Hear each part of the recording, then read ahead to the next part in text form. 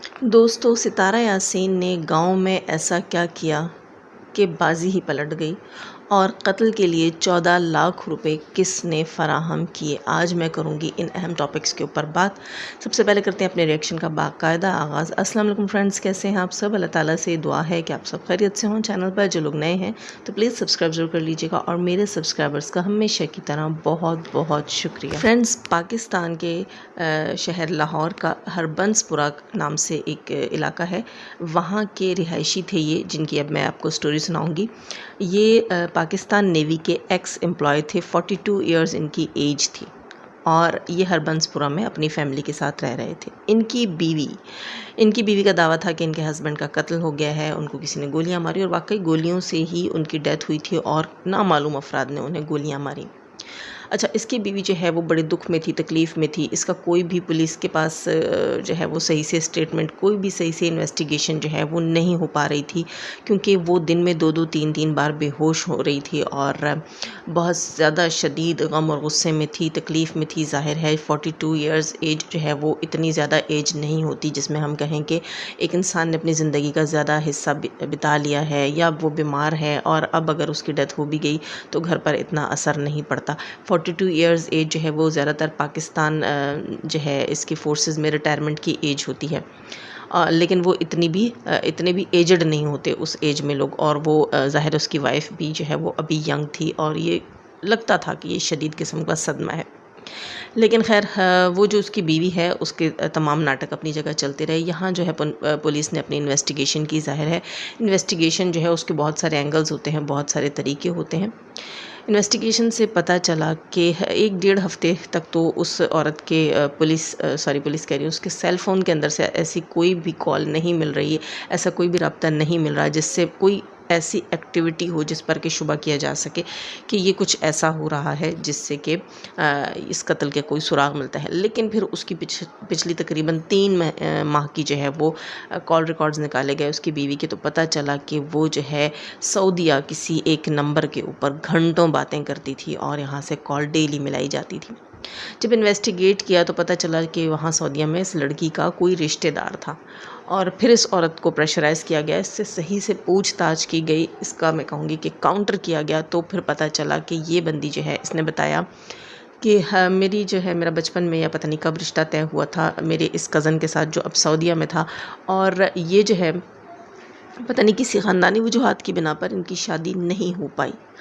और उसके बाद इस लड़की की शादी इस जो है वो नेवी एम्प्लॉय से शादी हो गई थी। और ये नेवी एम्प्लॉय जो है ये मतलब इर्द गिर्द के लोगों का भी कहना है और उस बंदी का ख़ुद भी कहना है कि वो मेरा बहुत ख्याल रखता था और वो मुझे नहीं छोड़ता था और मैंने बहुत कोशिशें की कि मुझे छोड़ दे और मैं अपने उसी मंगेतर से, एक्स मंगेतर से शादी कर लूँ।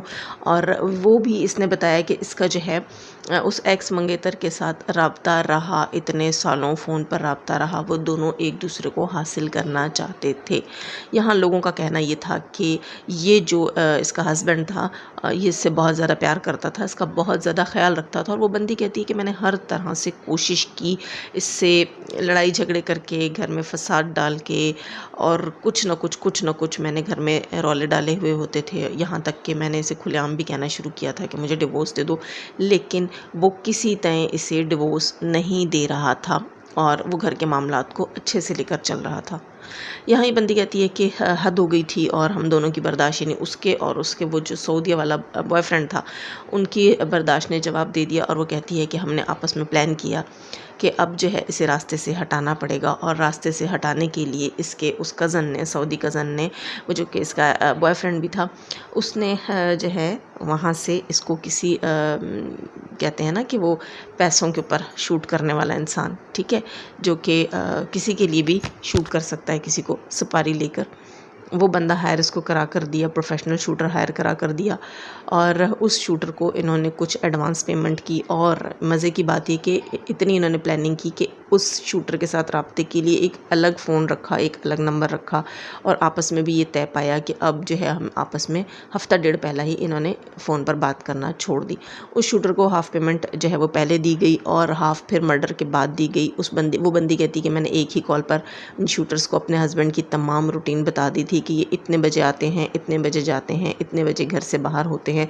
और इसके अलावा उन शूटर्स ने भी बाद में बयान दिया पकड़े जाने के बाद कि हम लोग रैकी करते रहे और इस बंदे को हमने दोपहर 2 बजे घर से बाहर पाया और हमने इसे शूट कर दिया और बकाया रकम भी उस औरत से हासिल कर ली जहां वो दुनिया के सामने मातम कना थी और बेहोश होने के नाटक भी कर रही थी। सफ़ेद जोड़ा पहन के बाकायदा बेवा होने का नाटक करती रही वो, और वहाँ जो है उसने बकाया की पेमेंट भी करवाई। और वो पेमेंट जनाब वो 13-14 लाख रुपए थी और वो सऊदीया से पे किया गया एक बेगुनाह इंसान के कत्ल करने के लिए। ये तमाम सच्चाई खुली, ये मीडिया के ऊपर आई। इंतहाई अफसोस, इंतहाई दुख के साथ कि अगर वो हस्बैंड उसका 42 इयर्स का था तो ये कोई चुन्नी मुन्नी का की तो हुई नहीं होगी कि जिसने इतना बड़ा गुनाह किया। ऐसे मैं गलती और बेवकूफ़ी तो नहीं कहूँगी, ये गुनाह था। किसी की जान लेने का हक किसी को भी नहीं है। अगर ये इसके साथ खुश नहीं थी और ये इससे अलहदगी चाहती थी तो ये लीगल क्यों नहीं गई? आप मुझे बताएं दोस्तों कि जब मैं आकर मीडिया पर कहती हूँ कि लीगल चले जाएं तो क्या वो ज़्यादा बेहतर नहीं होता? अब इस बंदी ने अपने हस्बैंड का मर्डर करवाया, क्या इसे इसका वो एक्स आशिक मिला? इसका वो एक्स मंगेतर जिससे मिलकर इसने 14 लाख रुपए हराम भी करवाए और एक इंसान की जान ले ली, एक घर बर्बाद कर दिया। वो किसी का बाप भी तो होगा, किसी का बेटा भी तो होगा, किसी का भाई भी तो हुआ होगा। सिर्फ अपने ज़ाती मफाद के लिए एक इंसान की ज़िंदगी के साथ खेल गई, उसे कब्र में उतार दिया, अपनी आखिरत भी तबाह की, अपने उस कज़न की आखिरत भी तबाह की और कितने लोगों की ज़िंदगियां बर्बाद की इस औरत ने कानून को हाथ में लेकर। इसे अगर डिवोर्स चाहिए थी तो ये लीगली अप्लाई करती और कोर्ट के थ्रू इसको डिवोर्स ईजीली मिल जाती। फिर ये सब लोग कहते हैं कि जाजिब जो हैं वो शोर करती हैं कि लीगल चले जाओ, लीगल कर लो। जब अलग होना ही है, जब सोच ही लिया है एक चीज़ से आपको छुटकारा हासिल करना है तो लीगल चले जाओ। जब आपने सोच ही लिया है कि आपने अपना कोई ढंढोरा जो है वो दुनिया के सामने पीटना है तो लीगल जाकर पीटो ना, ताकि तुम लीगली करो तो यहाँ पर हम सब भी मिलकर बैठकर पीट सकें तुम्हारे साथ तुम्हारा ढंढोरा। खैर दोस्तों, अब बात करेंगे हम कि सितारा यासीन ने गांव में ऐसा क्या किया कि बाजी पलट दी।